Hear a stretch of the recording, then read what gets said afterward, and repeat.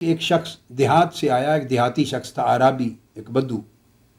آقا علیہ السلام کی موجودگی میں آپ مجلس میں مسجد نبوی میں تشریف فرما تھے، صحابہ کرام کا حلقہ تھا،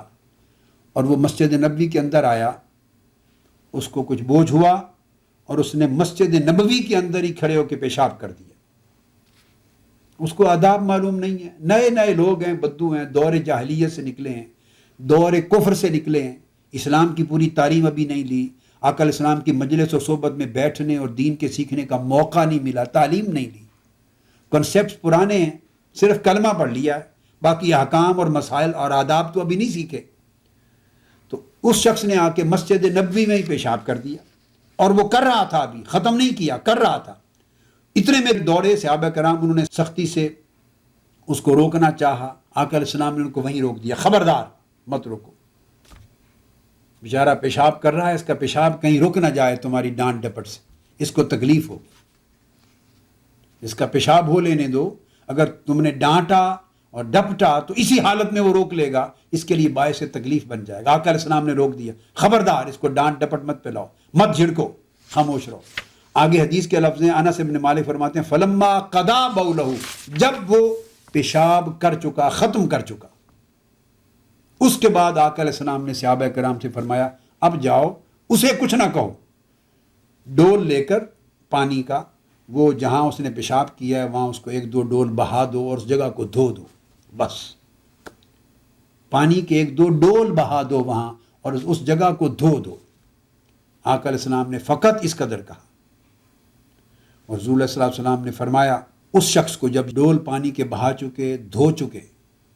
آگے دوسری حدیث میں روایت میں یہی الفاظ آتے ہیں کہ آقا علیہ السلام نے فرمایا صحابہ کرام کو انما بعثتم میسرین ولم تبعثوا معسرین، کہ خبردار تمہیں آسانیاں پیدا کرنے والا بنایا گیا ہے، تنگی اور سختی پیدا کرنے والا نہیں بنایا گیا،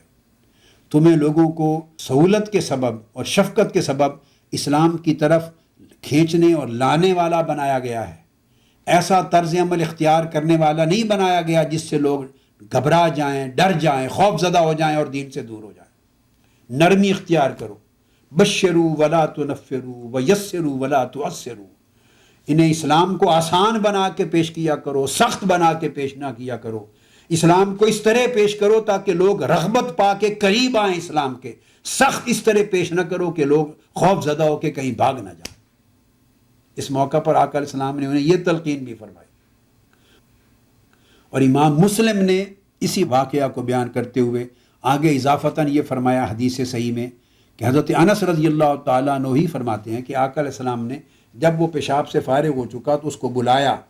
اور بلا کے پاس بٹھا کے پیار سے، شفقت اور نرمی سے اسے سمجھایا، تعلیم دے دی